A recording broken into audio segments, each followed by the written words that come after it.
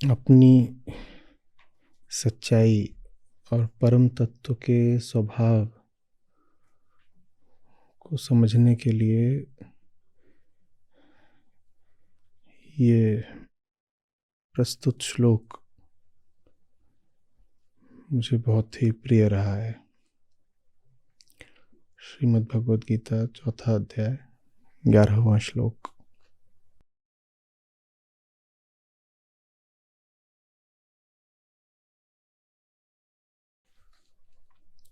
तो मैंने दो बातें कही, अपनी सच्चाई और परम तत्व का स्वभाव।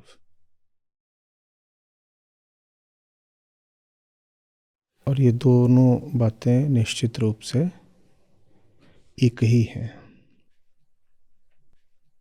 जिन्हें स्वयं को गहराई से जानना हो उनके लिए भी ये श्लोक मात्र उपयोगी नहीं, पर्याप्त है। और जो कहें कि उन्हें परम तत्व, सत्य या परमात्मा को जानना है, उनके लिए भी ये श्लोक उपयोगी है, अनिवार्य है।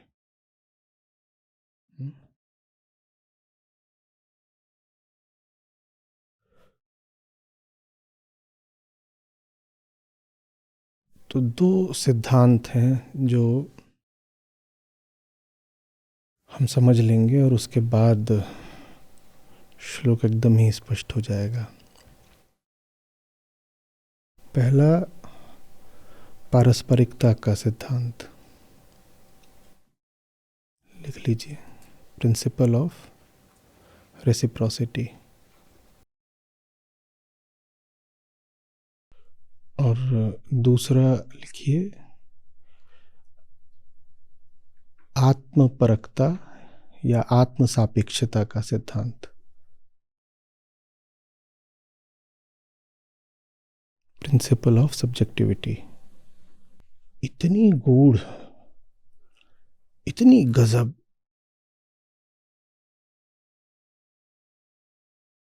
ऐसी गहरी बात को इतनी सरलता से कह गए हैं यहाँ पर कृष्ण। व्यक्ति समझ जाए तो नाच उठे बिल्कुल। एक बात में दोनों बातें समझा दी, अर्जुन तुम कौन हो और अर्जुन मैं कौन हूं। दोनों बातें जिन्हें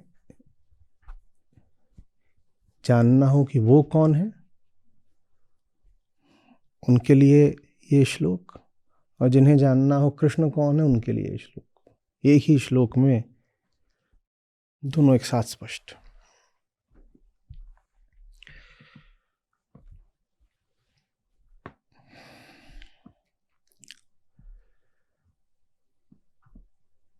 तो हम कौन हैं, कृष्ण कौन है, और हमारा संबंध क्या है। एक व्यक्ति है,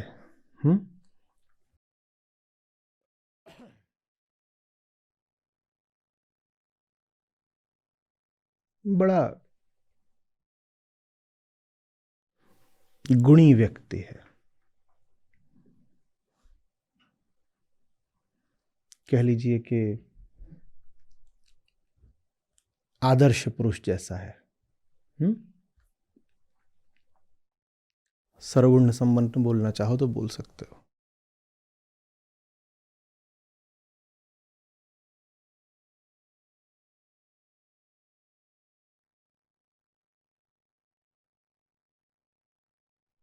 अपनी उसने व्यक्तिगत पहचाने, कामनाएं, ये सब खूब देख ली, जी ली, और उनको छोड़ के, उल्लंघन करके, त्याग के आगे बढ़ गया है। जगत में जी रहा है, निष्काम जी रहा है, आनंदित जी रहा है, सब लोगों के बीच जी रहा है।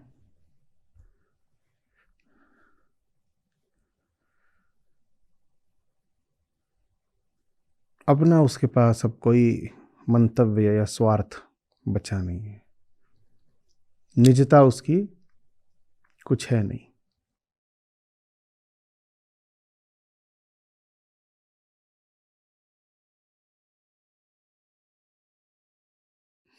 ये व्यक्ति खड़ा हुआ है, इसको पीछे से आवाज सुनाई पड़ती है, पिताजी।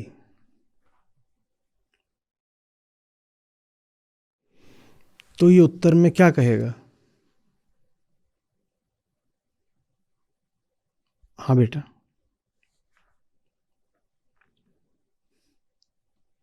और क्या करेगा? पीछे मुड़ेगा, झुकेगा, गोद में उठा लेगा।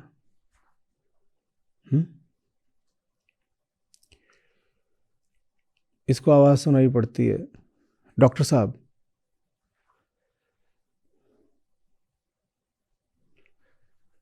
ये क्या करेगा?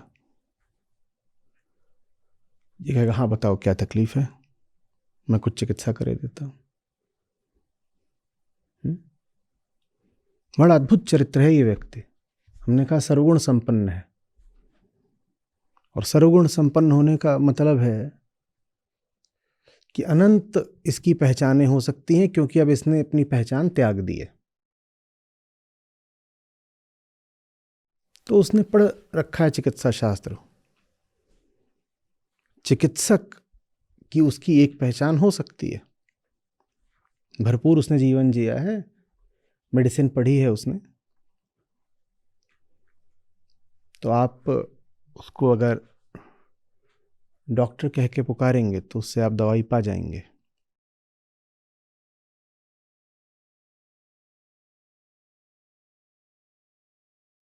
उसे एक आवाज सुनाई पड़ती है, ओ भाई मेरे यार। वो क्या करेगा?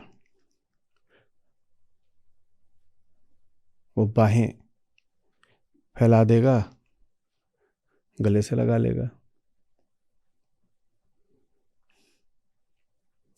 उसे आवाज सुनाई पड़ती है, अजनबी कौन, हट सामने से। वो क्या करेगा? वो बुरा नहीं मानता, वो बुरा मानने वगैरह की स्थितियां पार कर चुका है।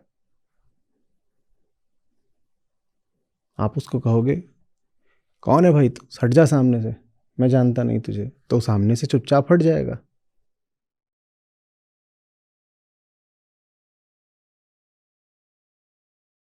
आप उससे देखोगे बहुत वो अब प्रदर्शन करता नहीं है, आडंबर, पाखंड, प्रदर्शन प्रियता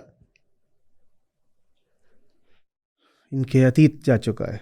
आप उसे देखोगे वो साधारण सा घूम रहा है, साधारण कपड़े, साधारण चप्पलों में।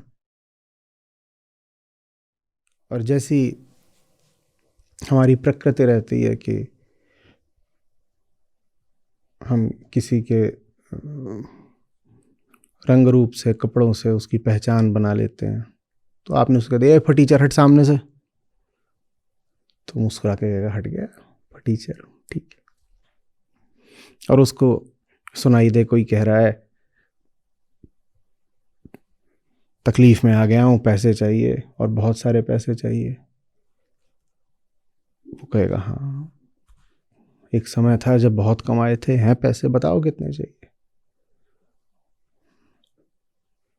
आप कहेंगे इतने चाहिए, बहुत। कहेगा ये ले लो, जब हो तो लौटा देना। आप जाएंगे, कहेंगे बचाओ, शरण दो, रहमाम।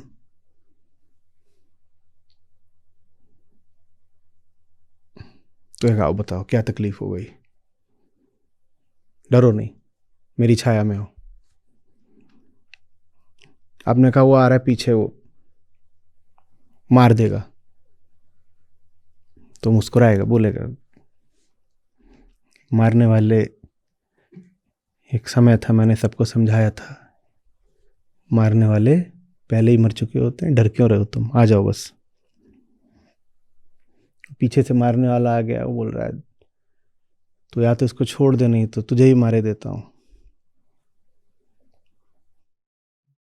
मारने के लिए हाथ उठाएगा, आक्रमण करेगा,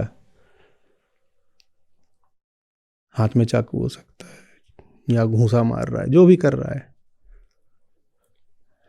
ये आक्रांता क्या पाएगा? घूंसे का जवाब घूंसे से पाएगा,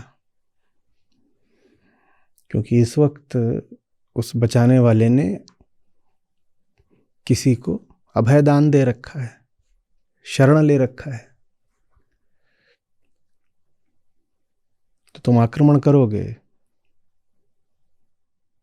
तो आक्रमण का उत्तर भी पाओगे।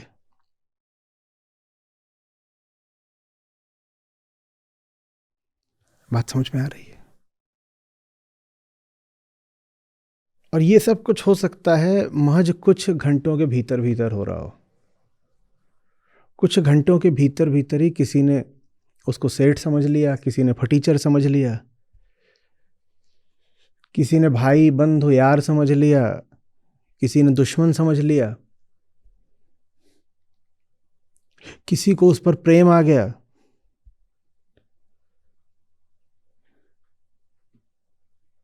कोई उसकी उपेक्षा कर गया, और जो उसके प्रति जैसा व्यवहार करता गया वो ठीक वैसा ही व्यवहार लौटाता गया। क्यों? क्योंकि वो दर्पण हो चुका है।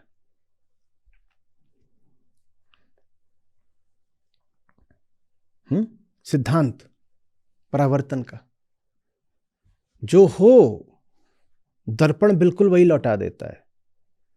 रेसिप्रोसिटी, पारस्परिकता। उसके पास अपना कुछ बचा नहीं है, वो खाली हो चुका है। तो आपसे जो आता है वही आप तक वापस आ जाता है। दर्पण के पास अपना कुछ भी नहीं है। ये परम तत्व का एक गुण होता है, अगर हम कह सकें गुण, तो निर्गुण का गुण। उसके पास अपना कुछ नहीं होता। उसे जैसे तुम संबोधित करो वैसे ही वहां से उत्तर आ जाता है, गूंज जैसा।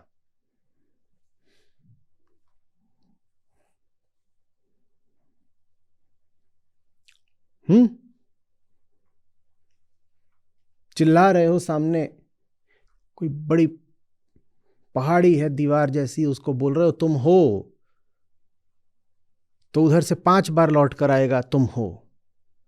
अरे आपने तो उसको कहा था तुम हो, तुमने उसको कहा तुम हो, तो वो सत्यापित कर देगा कि तुम भी हो। उसका होना मानने से आपका होना निश्चित हो जाता है। अनुगूंज। और जरा भी हेर फेर बदली मिश्रण नहीं होने वाला। जो आपने दिया है वही आप पाते हो, जैसा आप उसको देखते हो बिल्कुल वैसा ही हो जाता है, क्योंकि उसका अपना कोई ठोस अस्तित्व नहीं है। उसके अस्तित्व का निर्धारण आप करते हो, और जो आप उसको देते हो वही आपको लौटकर मिल जाता है।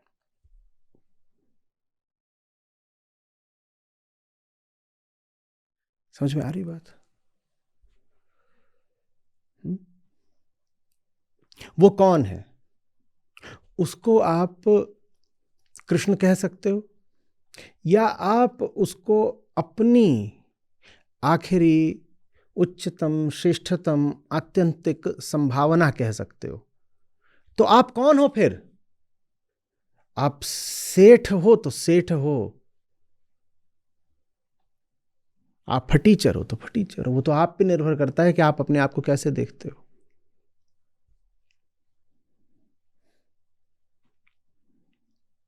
और जैसे देखोगे पक्का भरोसा हो जाएगा आप वही हो। आपने उसको पुकारा, ओ भाई, उधर से पलट के आवाज आई, हाँ भाई। तो इससे आपको क्या निश्चित हो जाएगा? हाँ वो भाई ही तो है। कैसे निश्चित हो गया? क्योंकि मैंने उसको भाई बोला, तो उसने भी मुझे भाई बोला। देखा, मैंने सच बोला था। तुमने सच पता नहीं बोला था कि नहीं बोला था, तुमने सिद्धांत नहीं समझा। तुमने उसको बोला ओ दोस्त मेरे, तो उधर से क्या आवाज आएगी? दोस्त। और तुम इधर उधर कहोगे देखा दोस्त है। नहीं, वो दोस्त है नहीं। तुमने दोस्त उसे माना तो दोस्त है। ये बात जितनी कृष्ण पर लागू होती है उतनी आप पर लागू होती है। हमने कहा स्वयं को समझना हो चाहे कृष्ण को समझना हो, दोनों के लिए सूत्र उपयोगी है, और एक समय पर आपको दिखाई देता है कि दोनों को समझने का अर्थ बिल्कुल एक है, क्योंकि दोनों ही एक हैं।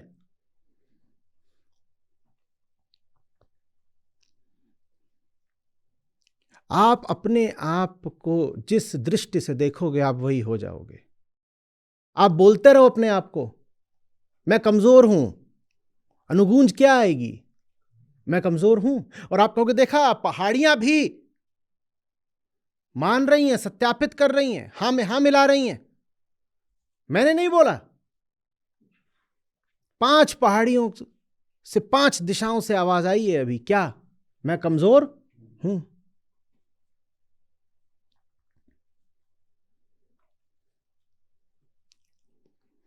आप उसको बोलोगे सेठ, वो पैसे दे देगा, आप क्या बोलोगे, देखा मैं कितना होशियार हूं, मुझे पता था ये सेठ है, और प्रमाण मिल गया। क्या प्रमाण मिला, पैसे। पैसे इसलिए नहीं आए हैं कि वो सेठ था, वो पैसे इसलिए आए हैं क्योंकि तुमने उसे सेठ माना। इससे हम दूसरे सिद्धांत पर आते हैं, आत्मपरकता का सिद्धांत, द प्रिंसिपल ऑफ सब्जेक्टिविटी। परम तत्व ऑब्जेक्टिव नहीं है, उसकी अपनी कोई निजी वस्तुपरक सत्ता नहीं है। वो क्या है ये आप तय करोगे। आपकी जिंदगी कितनी ऊंचाई लेती है ये आप तय करोगे, क्योंकि परम तत्व क्या है, आपकी ही उच्चतम संभावना। वो कहीं किसी पत्थर पर खींची गई लकीर नहीं है, ये आप तय करोगे। आप बोलोगे सेठ तो सेठ, आप बोलोगे भिखारी तो भिखारी।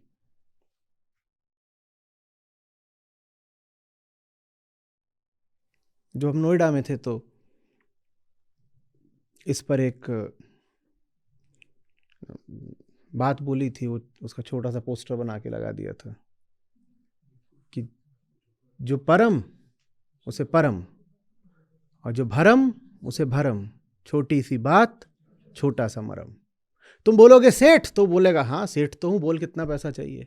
और तुम बोलोगे भिखारी, कहेगा सही बात है, 4 दिन से खाने को नहीं मिला। क्या उसने झूठ बोला कि वो भिखारी है? नहीं, बिल्कुल झूठ नहीं बोला। आईने वाली बात है, आईने के सामने भिखारी खड़ा होगा तो आईना क्या बोलेगा, भिखारी। आईने के सामने सेठ खड़ा होगा वो क्या बोलेगा।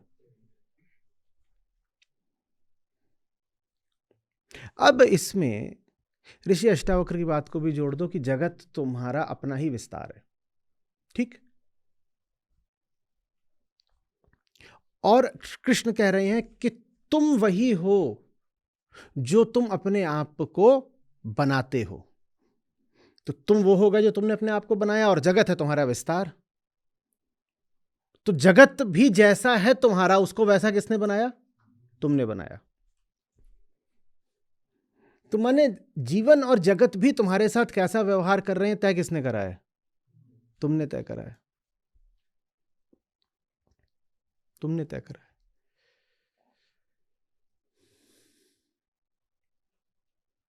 बात समझ में आ रही है।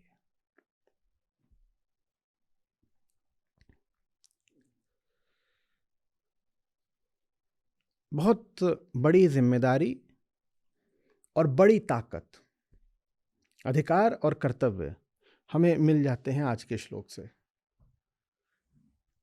आपका जीवन, आपके जीवन की संभावना, सार्थकता सिर्फ और सिर्फ आपके हाथ है। आप उसे कितना ऊंचा ले जाते हो आप तय करो। कृष्ण निष्पक्ष हैं, निरपेक्ष हैं, निष्काम हैं। आप जो तय करोगे वो हामी भर देंगे। आप जो बोलोगे कहेंगे ठीक है। वो क्यों कहेंगे, क्योंकि श्लोक पे आगे कह रहे हैं ना वो कि देखो सारे रास्ते आते तो मेरे ही ओर हैं, तुम सीधा रास्ता लेने की जगह घुमावदार, उल्टा पुल्टा, टेढ़ा मेढ़ा, कंटकाकीर्ण रास्ता लो तो भी मैं क्यों मना करूं। सारे रास्ते हैं किसके, मेरे ही हैं। तो मुझे इस बात का ना कोई डर ना कोई परवाह कि कोई रास्ता कहीं और निकल जाएगा मुझसे विलग, सारे रास्ते मेरे ही क्षेत्र के हैं, मुझी से शुरू हैं, मुझी में आ रहे हैं। तुम्हें किस रास्ते पे कैसा टहलना है इस बात की तुमको पूरी छूट है, मैं मना नहीं करूंगा। तुम्हें इस हद तक छूट है कि कृष्ण सामने खड़े हों और तुम कह दो आप मूर्ख हो, वो कहेंगे बिल्कुल। कोई समझदार आदमी जाएगा, वो कहेगा क्या कह दिया आपने गोविंद, आप मूर्ख हो। बोलेंगे मैं कुछ भी नहीं हूं, मैं तो मिट चुका, मैं तो कुछ भी नहीं हूं। इसको मैं मूर्ख दिखा तो इसके लिए मूर्ख, पर इसने मुझे मूर्ख कह के अपने जीवन को ही मूर्खता से भर दिया। अब इसको जीवन हर दिशा से सिर्फ मूर्खता ही बरसाएगा।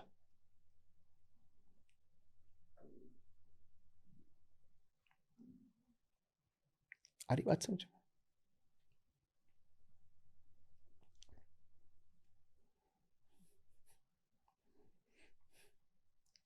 कृष्ण कौन है आप तय करिए। उधर से कोई इनकार नहीं आएगा, उधर से कोई आग्रह नहीं है, आप तय करिए।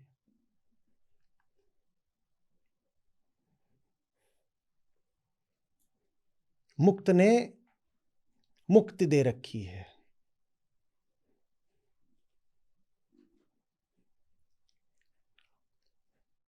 वो स्वयं को लेकर इतना आश्वस्त है कि सारे अधिकार उसने आपको दे रखे हैं, आप जो बोलो ठीक।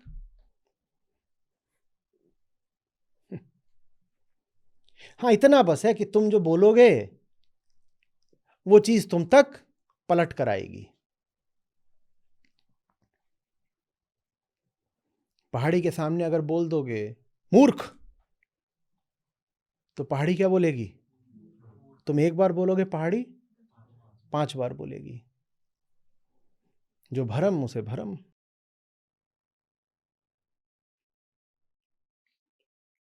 स्वयं को जो बनाना चाहो बना सकते हो, किसी ने तुम पर बंधन लगाकर नहीं भेजा है। मुक्ति ही तो प्रदान करेगा ना।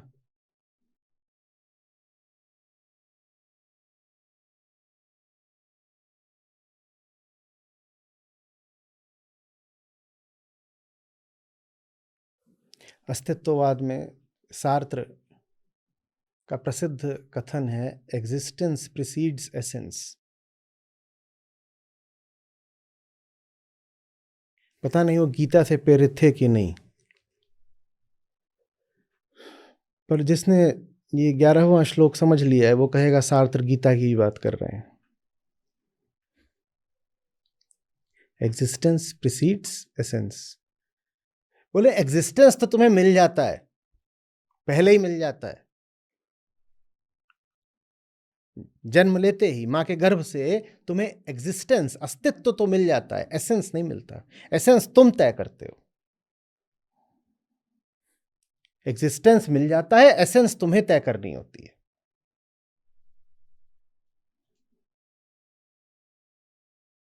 और इस अर्थ में वो कहते थे कि मनुष्य में और एक कार में या घर में या मेज में बड़ा अंतर होता है।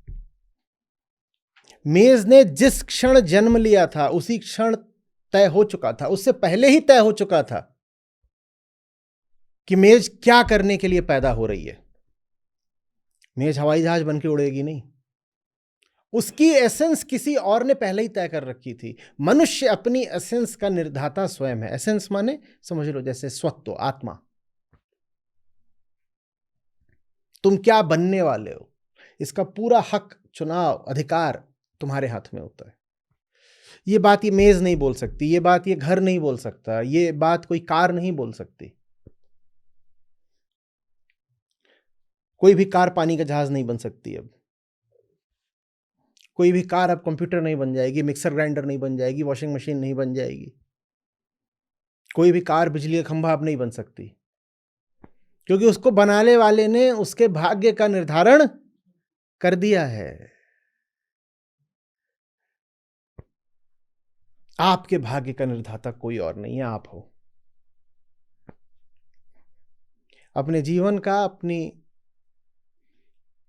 संभावना का निर्धारण आप स्वयं करो। आपने अपने आप को जो भी मान रखा है वो थोड़ा कम ही मान रखा है, कुछ कमतर है उसमें, कुछ सब ऑप्टिमल है। तो जो भी अपने आप को मान रखा है, कभी उस पर रुको मत, कभी उस पर टिको मत। आप अगर अभी ऊंचे भी हो तो वो नहीं हो जो हो सकते हो।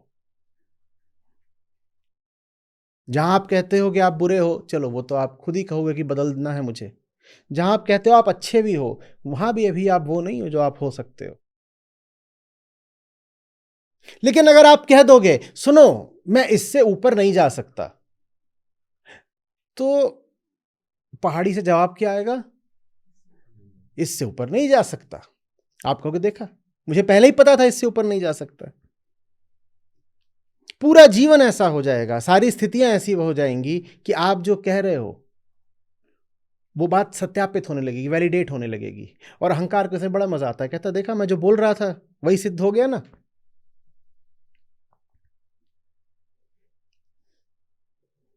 कोई आए आपको बोले नहीं देखो तुम अपने बारे में बहुत छोटा सोच रहे हो, बहुत ओछा सोच रहे हो, तुम बहुत आगे जा सकते हो। आपको नहीं, मुझे पता है मैं इससे आगे नहीं जा सकता। वो कहे देखो प्रयास करो। तो प्रयास भी करना किसको है? आपको। जब आप ही को प्रयास करना है और आपका आग्रह है कि आप आगे और जा ही नहीं सकते, तो आपका प्रयास निश्चित रूप से क्या होने वाला है? विफल। वो प्रयास विफल होगा नहीं, उस प्रयास को आप विफल करेंगे। और उस प्रयास को विफल करने के बाद आप बहुत प्रसन्न हो जाएंगे। क्या बोलेंगे? देखा, आई टोल्ड यू सो, मुझे पहले ही पता था। नहीं हो पाया ना? नहीं हो पाया क्योंकि तुम माने बैठे हो कि नहीं हो सकता। तुम्हारी मान्यता है, तुम्हारी भावना है, यही तुम्हारे आड़े आ रही है। यहां बात यह नहीं है कि ऊंची भावना करो, यहां बात यह है किसी भी भावना को सत्य मानकर उस पर रुक मत जाना, चाहे नीची हो चाहे ऊंची हो, क्योंकि तुम्हारी ही है। आत्मपरकता, आत्मपरकता माने किसने तय करा है? मैंने तय करा है। कुछ हो रहा है तो किसने तय करा है? मैंने तय करा है, किसी और ने नहीं तय करा। भाई अगर ये चश्मा ऐसा है तो ये किसने तय करा? ये किसी और ने तय करा, ठीक है ना? ये क्या कहलाती है चीज? ऑब्जेक्टिव। ये एक ऑब्जेक्ट है, ये एक ऑब्जेक्ट है। पर कृष्ण कुछ और कह रहे हैं। कृष्ण कह रहे हैं ना, तुम ऑब्जेक्ट नहीं हो, तुम स्वनिर्धारित हो, तुम सब्जेक्ट हो। तुम्हें तय किया नहीं गया है, तुम तय करने वाले हो। तुम मेज नहीं हो कि कोई और कह देगा कि तुम किस लिए पैदा हुए हो। तुम इंसान हो। तुम उठो, तुम जगो, तुम स्वयं को जानो और तुम घोषणा करो कि तुम किस लिए पैदा हुए हो।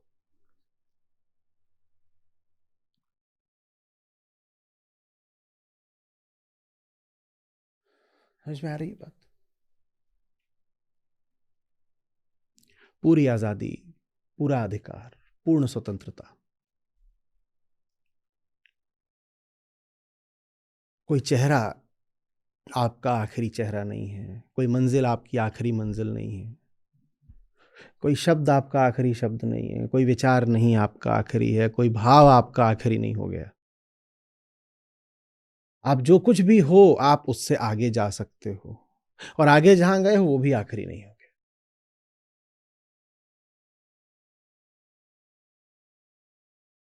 कृष्ण अनंत हैं। कैसे कहीं पर रुक कर, कैसे कहीं पर यात्रा का अंत करके तुम अनंत को पालोगे? बोलो। और कृष्ण अनंत हैं से अर्थ क्या है? कृष्ण कौन है? कोई व्यक्ति है? मेज पर रखी कोई वस्तु है? कृष्ण माने कौन? जो तुम हो सकते हो, अगर तुम हठ छोड़ दो अपना कि इतने ही झुन्नू लाल हूं, ये हठ छोड़ दो, तो जो तुम हो सकते हो उसको कृष्ण कहते हैं। वो खड़ा हुआ है, उसको आप बोलोगे डूइंग फाइन, वो क्या जवाब देगा? Doing fine. हाँ, इसका मतलब परम तत्व अंग्रेजी बोलता है। आ गई बात समझ में? झूठ ही फैला रखा था कि संस्कृत देव भाषा है। अभी अभी परम तत्व को हमने अंग्रेजी बोलते सुना। वो कुछ भी नहीं बोलता, उसकी अपनी कोई भी भाषा नहीं है। उसने अंग्रेजी क्यों बोली? क्योंकि तुमने बोली, अनुगूंज है। और तुमने पूछा डूइंग फाइन, तो उसने कह दिया। तुम कुछ और पूछते तो उसी के अनुसार उत्तर बदल भी जाता।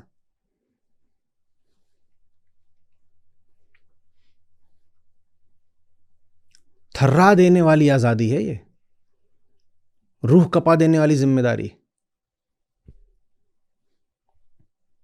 और रूह माने, मैं नहीं कह रहा भीतर कोई रूह वगैरह होती है, बोल के पछता रहा हूं क्यों बोल दिया।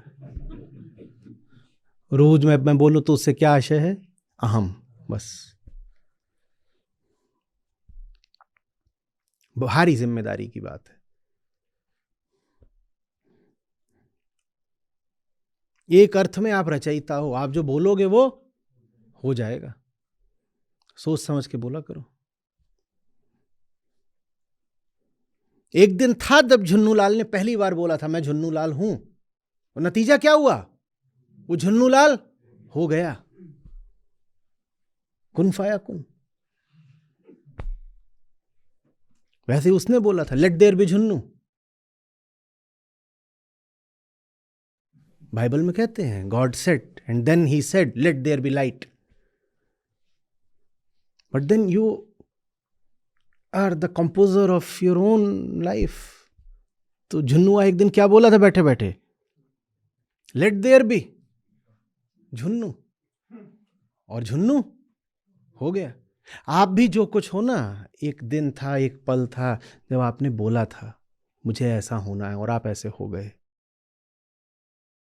किसी और ने नहीं बना दिया, कोई और नहीं है आपकी मेज का कारीगर। किसी भाग्य विधाता ने, किसी ईश्वर ने आपको वैसा नहीं रचा है जैसे आज आप हो गए हो। एक दिन आपने ही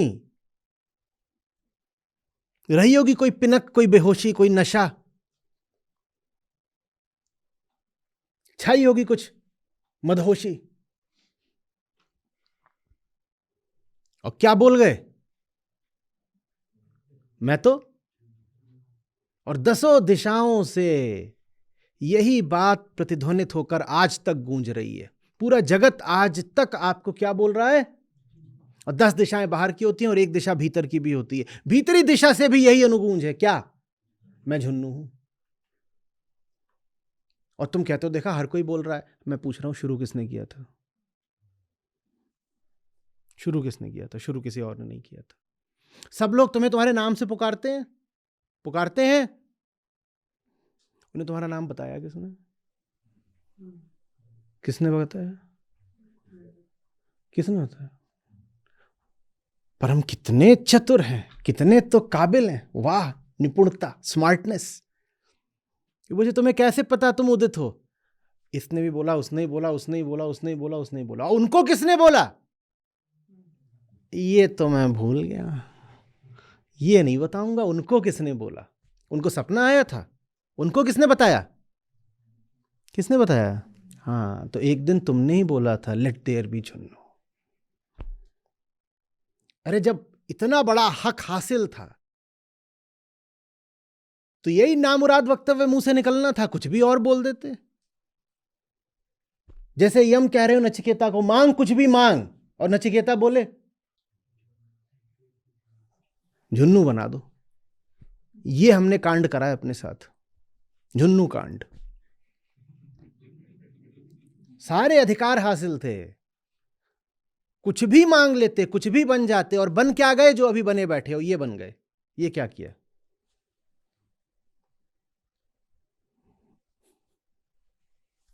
ये क्या किया? नहीं, पर ऐसा थोड़ी, ये स्थितियों का भी तो रोल होता है ना। आपने सार्त्र की बात करी थी, तो बाबा मार्क्स की बात करी है। उन्होंने कहा हमारे हाथ में तो कुछ होता नहीं है, सब स्थितियों से निर्मित हो जाते हैं हम। नहीं, नहीं करेंगे। हम उनकी बात करेंगे जिनकी बात में कृष्ण की बात की खुशबू आती हो।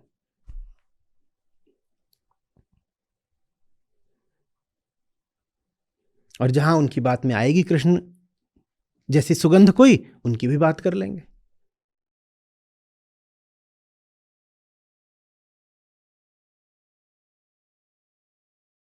समझ में आ रही है बात? जो मुझे जैसे भजता है मैं भी उसे वैसे ही भजता हूं। बिल्कुल बराबरी की बात। मैं अपनी ओर से कोई ऊंच नीच, कोई धांधली, कोई मिलावट नहीं करता। तुम बोलो मैं झुन्नू, तो मैं बोलूंगा मैं झुन्नू, बस बात बराबर। क्योंकि इतने प्रिय हो तुम मुझे पार्थ कि सारे अधिकार मैंने तुम्हें दे दिए।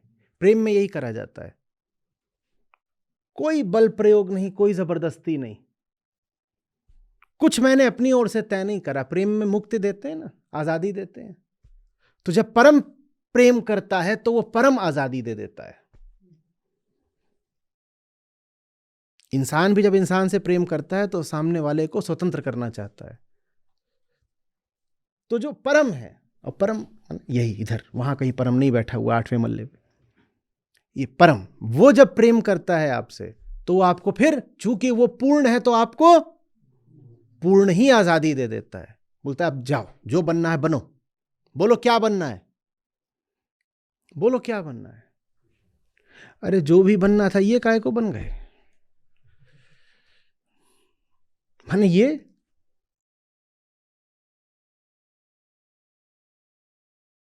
हमारी हालत ऐसी कि जैसे जन्मों के भूखे घूम रहे हूं और कोई मिल जाए कृष्ण सरीखा, और वो हमको ले जाए किसी पंच सितारा में बैठा दे, बोले ये जो देख रहे हो ये मेन्यू कहलाता है और अनंत है, ये अनंत। अब है 5 स्टार है तो बहुत सारा उसमें तमाम तरह के ऑप्शंस। बोले अनंत है, जो मंगाना है मंगाओ, सब तुम्हारे हाथ में है। ये क्या कर रहे हैं? उसको खोला और देखा क्या है क्या नहीं है, समझ में ही नहीं आ रहा क्या नहीं है। बहुत आगे तक जा नहीं सकते, इतने भुखाए हुए हैं। तो उसमें बोले चलो इसमें ना वो थोड़ा सॉल्ट एंड पेपर मिलेगा क्या?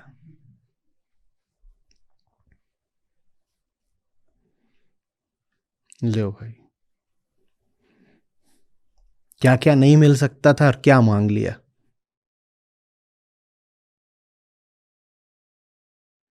और वो मना नहीं करने वाले, क्योंकि वो खुद मुक्त हैं और एक काम वो कभी नहीं कर सकते कि किसी की मुक्ति छीन ले। उन्हें हरि बोलते हैं, वो बंधनों का हरण करते हैं, मुक्ति तो देना उनका काम है। और जब मैं बोल रहा हूं उनका, तो उनका माने कोई और नहीं है, आपसे बाहर कहीं नहीं कोई खड़ा हुआ है। चित्रों में मत घुस जाइएगा, कल्पनाएं छवियां मत बना लीजिएगा। हरि माने कौन? आत्मा ही हरि है, आत्मा ही सत्य है। भगवान कभी शब्द कहना हो तो भगवान माने आत्मा, आत्मा के अतिरिक्त दूसरा नहीं कोई भगवान होता। ईश्वर कभी कहना हो तो ईश्वर माने भगवान, आत्मा, सब आत्मा है, उसके अलावा कुछ नहीं। हरि को कोई व्यक्ति, कोई चित्र, कोई किस्सा कहानी मत बना लीजिएगा। आत्मा मात्र, आत्मा वही सत्य है, वही अंतिम है।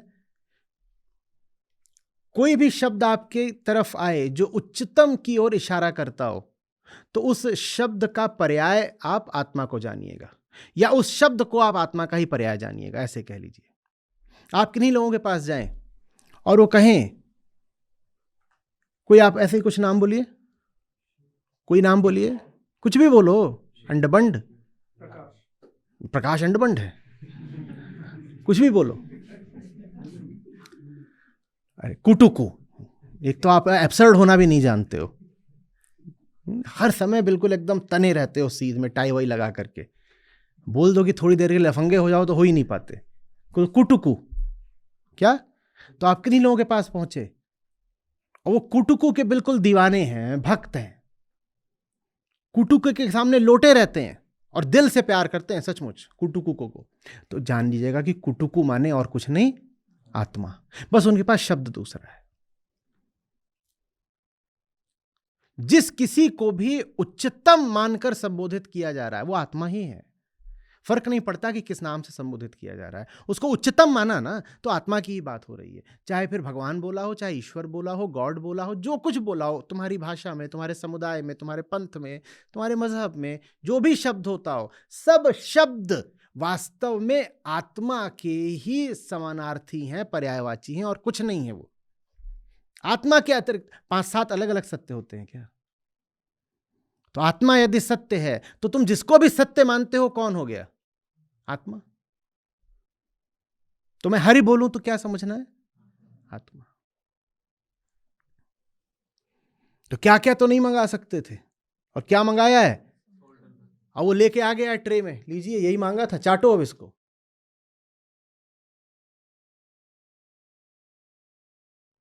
तो देख के हरि को बोल रहे हैं, देख के हरि को बोल रहे हैं, मैंने हरि बाहर नहीं कहीं खड़े होते, बस हम किस्से के लिए कह दे रहे हैं कि हरि को देखकर, हरि होते तो यही है, बाहर कहां से खड़े होंगे?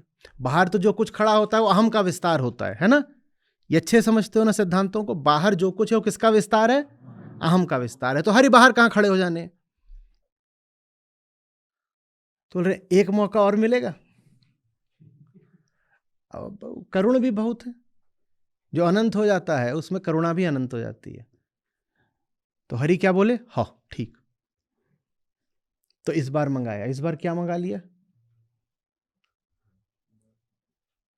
5-7 तरीके की चटनी और सॉस। उनमें लिखा हुआ था साइड्स कि खाने के साथ अलग से और क्या मंगवा सकते हो, तो उसमें 3-4 तरह की चटनियों का और सीजनिंग वगैरह का नाम लिखा हुआ था। तो बोले जाओ सरसों वाली चटनी ले आओ, और अलग अलग तरीके की ऐसी ऐसी मधमाती चटनियां मिली दुनिया भर की जिनका नाम भी नहीं सुना था, सारी चटनियां मंगा ली और ले आए। अब देखने में तो आकर्षक लग रही हैं, नाना उनके रंग, एक लाल, एक हरी, एक पीली, एक इंद्रधनुषी चटनी। अब करोगे क्या? पेट भरेगा? तो हरि देख रहे हैं, उनका तो काम है देखना, वो तो दृष्टा है। तो फिर बोले एक मौका और।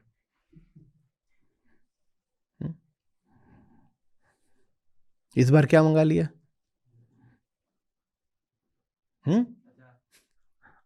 अचार मंगा लिया, पानी मंगा लिया, चम्मच मंगा लिया। इतना सोचना क्यों पड़ रहा है क्या मंगा लिया? आईना देखो, जो दिखाई दे वो मंगा लिया है। हम वही हैं, हम बिस्पोक हैं। बिस्पोक, बिस्पोक क्या होता है? Customised, made to order. आप टेलर की दुकान से कुछ लेने जाओ, वो जो आपको थमाए वो टेलर ने बनाया या आपने बनवाया? हाँ, तो हम ऐसे ही हैं, मेड टू ऑर्डर हैं। इतना सोचना पड़ रहा है मैंने क्या क्या बोला होगा हरि से। ऐसे देखो, तुमने ये बोला हरि से, और अब सोचो कि ये क्यों बोला हरि से। लेकिन एक अभी मौका बाकी है। Every cloud has a silver lining. जैसे 3 बार उनको कहा था एक चांस और मिलेगा क्या, तो अभी फिर से बोल सकते हो। बोलो क्या? एक पापा, एक चांस। पापा के साथ लूडो खेलो तो किया ना कभी? हार गए तो क्या बोलते हो? जितने छोटे होते हैं बड़े बेईमान होते हैं। जब तक हरा नहीं लेता मुझको, और जिस चांस में वो जीत जाता है वो आखिरी हो जाता है। नहीं, मैं बोलूं मुझे भी एक चांस और चाहिए, तो नहीं। तो ऐसे तुम भी बोलो, क्या बोलो? एक चांस, एक चांस। और ये मैं गारंटी बता रहा हूं, वहां से क्या जवाब आएगा? ठीक है। और इस बार मेन्यू पूरा पढ़ना, अपनी सारी संभावनाओं की तलाश करना। इस बार जल्दी से कुछ मांग मत लेना। वरदान अभिशाप बन सकता है बहुत जल्दी, अगर बिना सोचे समझे कुछ मांग लिया। पौराणिक कहानियां बहुत ऐसी हैं।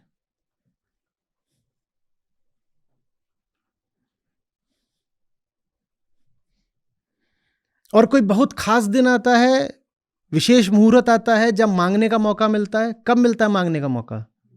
अभी अभी मांग सकते हो। बस ऐसे बोलना है। कैसे? यही प्रार्थना है। एक तो ये होती है अपना ही बाप है, उसको ऐसे कौन बात करे, उससे कैसे करे? एक करके दिखाओ, एक चांस और मिलेगा, पक्का है, कोई उसमें शक की बात नहीं। तो अगर वो देते ही रहते हैं चांस, तो हड़बड़ी क्या है? मौके मिल रहे हैं, मौके अगर खराब भी हो गए, बर्बाद भी हो गए, तो हड़बड़ी क्या है? हड़बड़ी बस ये है बेटा कि पक्का नहीं कि तुम कितने चांस मांगने के लिए देह में रहोगे, बस ये है। उनसे तो अनंत बार एक मौका और मांगोगे तो दे देंगे, पर तुम कितने मौके मांग पाओगे बताओ ना? तुम्हें अपने कल का कुछ भरोसा है? वो तो कालातीत हैं, उनका तो कोई कल होता ही नहीं, फिर तुम्हारा तो कल है ना, और तुम कल होगे कि नहीं होगे कुछ पता नहीं। तो हो सकता है कि आज जो चांस मांग रहे हो वो तुम्हारा आखिरी चांस हो, तो सोच समझ के मांगो। ये निश्चित है जो मांगोगे वो मिलेगा, सिर्फ वही मिलता है, उसके अलावा कुछ नहीं मिलता। किसी और को दोष मत देना, किसी को दोष मत देना, तुम्हें वही मिला है जो तुमने मांगा है। तुम्हें याद भले ना हो, कोई क्या कर सकता है? आप बेहोशी में कहीं ऑर्डर दे देंगे, आप वहीं वहीं उसी 5 स्टार में रुकवा भी दिया गया आपको, और अपनी पिनक में आपने कुछ मंगा लिया, वो आ गया, वो रख गया आपके कमरे में, आप तो बेहोश पड़े हो, आप सुबह उठो कह रहे हो ये किसने मंगवाया? अगर ऑर्डर डिलीवर हुआ है तो मंगवाया तो तुमने है, हाँ तुम बेहोश थे। अब वो जो रख गया वो एकदम बदबू मार रहा है, सड़ी हुई चीज है, पूरा कमरा महक गया, तो कह रहे हो अरे जिंदगी खराब कर दी। पता नहीं कैसे लोग हैं, कैसे भी लोग नहीं है, जो मांगा सो मिला। आज अगर आपकी जिंदगी के कमरे में बदबू ही बदबू फैल गई है, तो ये ऑर्डर तो प्लेस आप नहीं करा था। जो कुछ भी डिलीवर हुआ है मंगवाया तो आप नहीं था, आपको याद हो, खबर हो चाहे ना हो। बात आ रही समझ में? इसमें व्यथा की कोई बात नहीं है, पछताने की जरूरत नहीं है, हम अवसर की बात कर रहे हैं। अगर अतीत में वो सब कुछ आया जो आपने मांगा था, तो अभी भी वो आएगा जो आप मांगोगे। अवसर है, बहुत बड़ा सूत्र है, ये महावाक्य है। क्या? एक मिलेगा। क्यों सोच रहे हो कि तुम्हारे मांगने पर जो कोई सड़ी गली चीज तुम्हारे जीवन में रख गया, तुम्हारे मांगने पर वो पुष्प और सुगंध भी नहीं रख जाएगा? रख जाएगा। उसने अपनी ओर से तो कोई छेड़खानी, कोई भेदभाव, कोई हस्तक्षेप नहीं किया ना। किया कि कुछ मंगाया था कुछ और डिलीवर हुआ? ऐसा तो नहीं हुआ। पर हम ऐसे ही अहंकार करता तो जबरदस्त बनना चाहता है, पर बस उन बातों का जो उसको प्रिय लगती हैं। आपको अभी तात्कालिक रूप से जो कुछ भी जीवन में श्रेष्ठ लगता है उसको आप बोल देते हो तुरंत की तो मेरा है। क्यों? ताकि अनुग्रह की कोई जरूरत ना पड़े। ये तो मैंने अर्जित करा। नहीं मानोगे कि मैंने अर्जित करा तो क्या कहना पड़ेगा? अनुकंपा है प्रभु। कौन हाथ जोड़ के माने अनुकंपा? इससे अच्छा बोल दो। और जो कुछ जीवन में सड़ा गला है, अगर उसको कह दिया कि ये मैंने करा है, तो शिकायत का मौका नहीं मिलेगा। तो जो कुछ सड़ा गला है उसको कह दो ये किसी और ने करा है। अनुग्रह हम व्यक्त करते नहीं और शिकायत का मौका हम छोड़ते नहीं। उनके साथ न अनुग्रह है न आलोचना।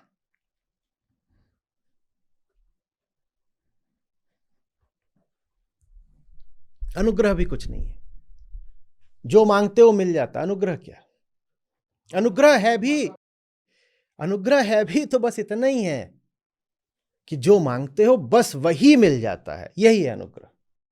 हम भीतर ही भीतर बहुत जबरदस्त तरीके से कुंठित होकर बैठ जाते हैं कई बार।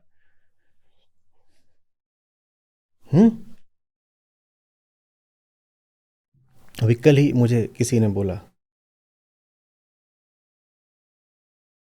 certain things are set in stone, nothing is set in stone.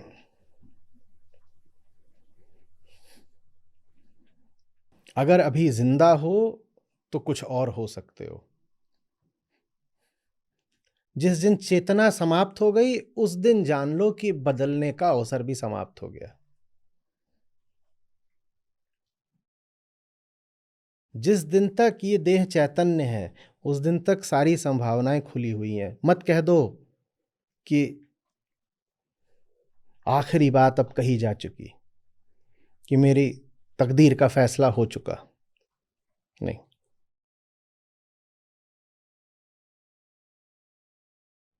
फैसला करने वाला अभी जीवित है ना, तो फैसला आखिरी कैसे हो सकता है? किसी और ने फैसला किया होता तो फैसला आखिरी हो भी सकता था। जिसकी तकदीर है, जिसका जीवन है, फैसला करने वाला वो स्वयं है, तो फिर कोई भी फैसला आखिरी कैसे हो सकता है? अभी जीवित हो। जो भी फैसले पीछे किए थे सब बदल दो, सब पलट दो। तुम न जाने क्या हो सकते हो। अच्छी बात है, नहीं जानते क्या हो सकते हो, लगातार आगे बढ़ते रहो ना। अगर तुम्हें लग गया कि मैं जानता हूं मैं क्या हो सकता हूं, तो जो जानते हो उससे आगे बढ़ोगे ही नहीं, वहीं पे जाके अटक जाओगे। बढ़ते रहो, चरैवेति चरैवेति। उपनिषद कहते हैं जो चलता रहता है उसे मधु की प्राप्ति हो। ऐसे ही नहीं कहते चलते रहो, कि चलते रहो।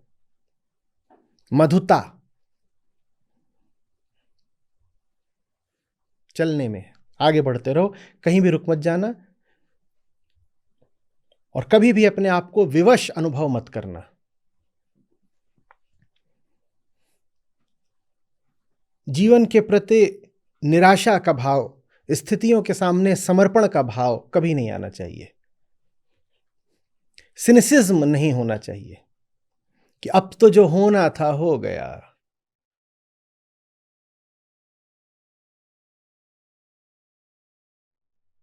मां देखो, आचार्य जी गीता पढ़ा रहे हैं और वो कह रहे हैं कि क्या तुम जैसे जीवन भर घर में बैठी रहोगी? आओ तुमको गाड़ी चलाना सिखाएंगे। कहा बेटा बुढ़ाईदार अब ये करेंगे, और माता जी हैं अभी कुल 52 ही साल की। जीना उन्हें अभी कम से कम 20-25 साल है। पर भारत में ये राग बहुत आम है कि नहीं? अब तो अगले जन्म में देगी। अरे रे, यहां कमर दुखात है।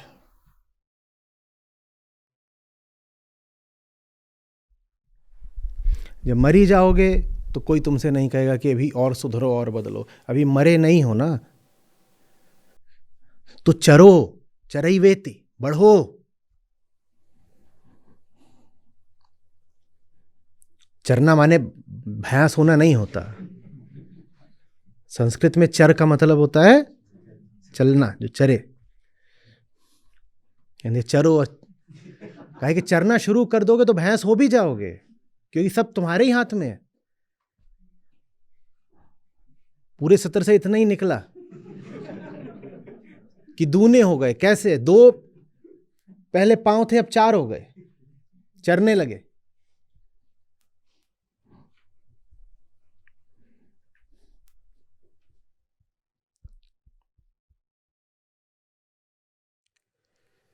समझ में आ रही है बात? जो परम उसे परम।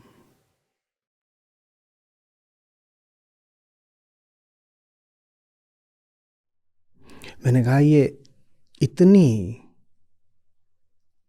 लोमहर्षक जिम्मेदारी होती है कि हम डर जाते हैं। लोमहर्षक शब्द ही अपने आप में देखो कितने भेद खोल देता है। लोमहर्षक माने खुशी का, हर्ष का ऐसा मौका। लोम माने जो रोया होता है, खुशी का ऐसा मौका कि रोए खड़े हो जाएं। ऐसा अद्भुत हर्षप्रद रोमांच कि रोए खड़े हो जाएं, लोमहर्षक उसको बोलते हैं। लेकिन जानते हो लोक भाषा में लोमहर्षक का क्या अर्थ बन गया है? भयानक। अब देने वालों ने जब ये शब्द दिया था तो वो बात हर्ष की कर रहे थे, लेकिन जो कुछ इतना जबरदस्त होता है कि रोए खड़े कर दे, हमारे लिए भयानक बन जाता है। ये इस शब्द की व्युत्पत्ति हमें बताती है। जो कुछ इतना अच्छा होता है कि तन बदन में आग लगा दे, इतना जबरदस्त है, हम उससे डर जाते हैं। तो लोमहर्षक, किसी से बोलोगे बड़ा लोमहर्षक दृश्य था, तो क्या अरे भाई क्या हो गया, क्या इतना भयानक देखा है? लोमहर्षक का अर्थ ही बन गया है डराने वाला, कपाने वाला, टेरिफाइंग। तो ये लोमहर्षक जिम्मेदारी है। तुम कुछ भी हो सकते हो। अतीत निर्धाता नहीं है, देह निर्धाता नहीं है।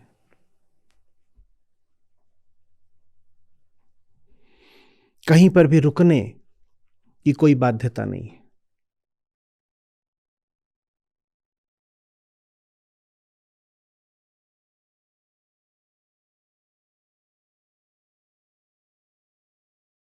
तो क्या मैं जो चाहूं अभी हो जाऊंगा? मैं अभी बोलूं कि मुझे अरबपति होना है तो एक चांस और, अरबपति तो हो जाऊंगा क्या? वो कहेंगे जैसे मैं मुक्त हूं वैसे ही तुम भी मुक्त हो प्रयास करने के लिए। मुझसे बात कर रहे हो ना, तो जैसे मैं परिणाम की परवाह नहीं करता वैसे ही तुम भी परिणाम की परवाह मत करो। चेतना होके बोल रहे हो ना, तो चेतना में तो परिणाम के लिए कोई जगह नहीं होती। परिणाम तो सारे प्रकृति के हाथ में होते हैं, प्रकृति संयोगों पर चलती है। परिणाम क्या आएगा? अरे ये तो मैं भी जानने का प्रयास नहीं करता पार्थ। मैं तुम्हें कैसे आश्वस्त कर दूं कि तुम जो परिणाम चाह रहे हो तुम्हें मिल ही जाएगा? पार्थ याद करके बताओ, पूरी गीता में मैंने तुम्हें एक बार भी आश्वस्त करा कि विजय तुम्हारी होगी? क्योंकि पार्थ सचमुच परिणाम में नहीं जानता था, बिल्कुल नहीं जानता था। प्रकृति की प्रक्रिया में हस्तक्षेप करने का अधिकार मैंने कब का त्याग दिया। मेरी है ना प्रकृति, तो मुक्त है, वो अपने अनुसार चलती है। प्रकृति की धारा में, उसके नियमों में किसी भी तरह का मैं हस्तक्षेप नहीं करता, न किसी नियम का मैंने कभी उल्लंघन किया।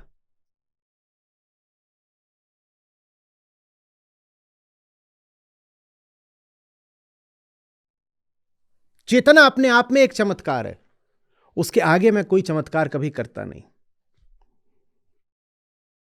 मिट्टी सचेत हो जाती है, इससे बड़ा चमत्कार क्या होगा बोलो? इससे बड़ा हो सकता है? मिट्टी से फूल खिल गया, जो जड़ लग रहा था पता चला वो तो चेतन था।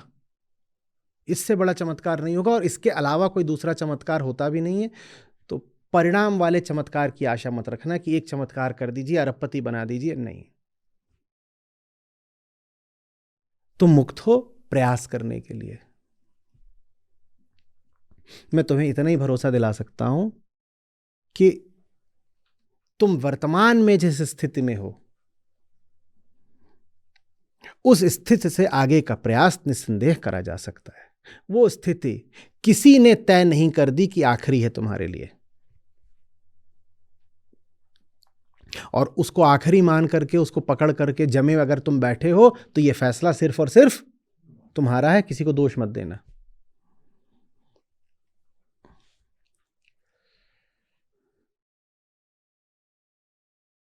आत्मपरकता का सिद्धांत समझ रहे हो ना? ऑब्जेक्टिविटी नहीं है। जैसे ये मेज क्या है?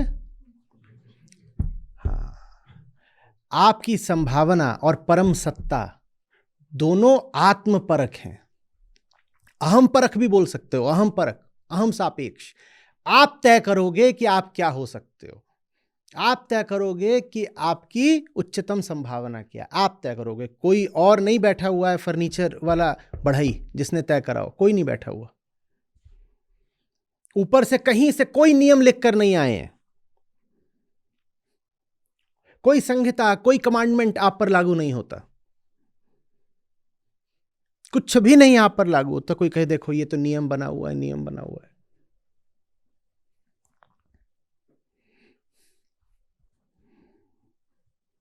अब इतने साल हो गए, दूसरे मतावलंबियों से जब मुलाकात होती है, खासकर जो अब्राहमिक धारा से आते हैं, तो पूछते हैं अच्छा हिंदुइज्म में ये अलाउड है?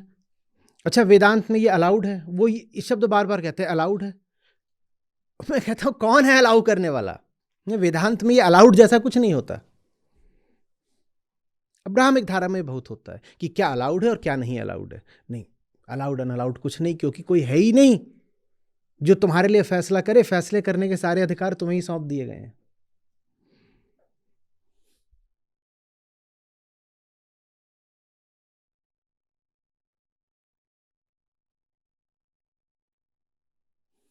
उनको बड़ा रोमांच होता है, लेकिन डर भी जाते हैं। वो कहते हैं माने सब कुछ अलाउड है। मैंने कहा ना, तुम अभी भी ये मान रहे हो कि अलाउ करने वाला कोई है जिसने सब अलाउ कर रखा है। मैं ये नहीं कह रहा सब कुछ अलाउड है कि नहीं, मैं कह रहा हूं कोई तुमसे बाहर नहीं है अलाउ या डिसअलाउ करने वाला। अनुमति देने वाला या रोकने वाला तुमसे बाहर कोई नहीं है।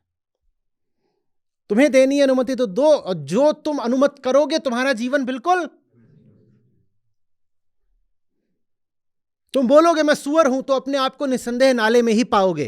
फिर कहना मत कि ये नाला क्यों बना है मेरा जीवन, क्योंकि पहले घोषणा तुमने करी थी कि तुम सुअर हो।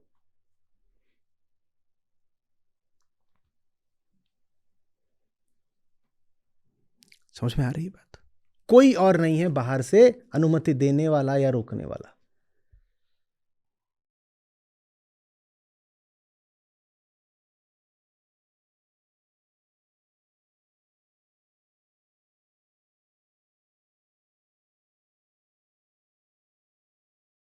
सब मनुष्य मेरे ही मार्ग का अनुसरण करते हैं।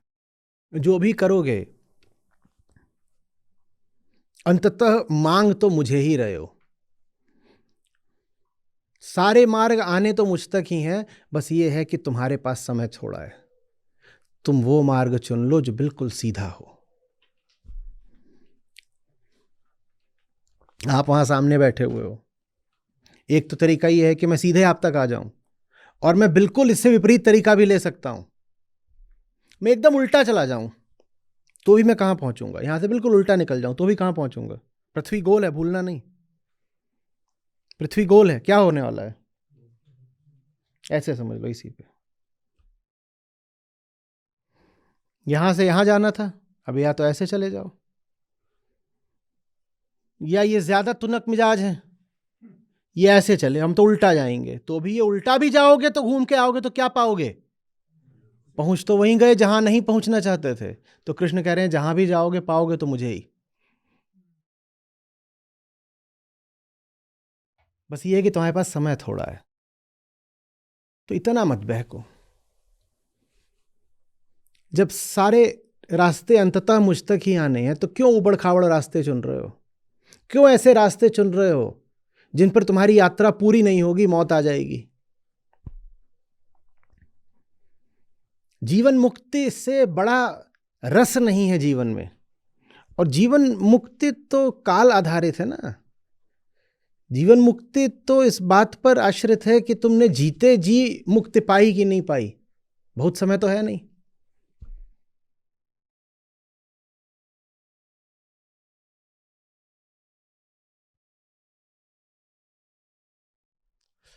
आ रही बात समझ में?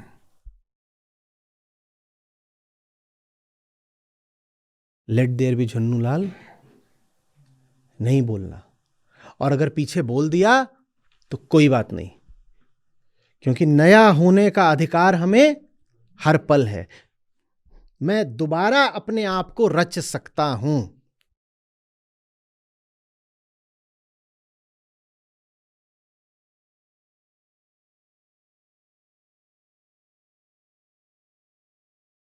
मैं छोटा था, किसी ने मुझे एक तोहफा दिया था। तो तोहफा तो खो गया, उसकी तस्वीर लेकिन काट के मैंने अपनी डायरी में चिपका ली थी। वो तस्वीर आज भी है। तस्वीर थी man is the sculptor of his own destiny, जिसमें एक व्यक्ति है, वो अपनी ही मूर्ति, अपनी ही प्रतिमा पर छेनी हथौड़ी चला रहा है, अपने आप को गढ़ रहा है। वो अपना शिल्पकार स्वयं है। आमतौर पर आप पाते हो कि शिल्पी है और वो पत्थर से मूर्त उभार रहा है ना। और वो जो मुझे दिया गया था तोहफा, वो पता नहीं कहाँ रह गया, पर जिस डब्बे में आया था उसमें उसी की तस्वीर बनी हुई थी। तो मैंने उस डब्बे से काट के वो तस्वीर चिपका ली थी। जिसमें ऐसे एक बैठा हुआ व्यक्ति और अपने ही ऊपर, तुम बताओ ना तुम्हें क्या बनना है।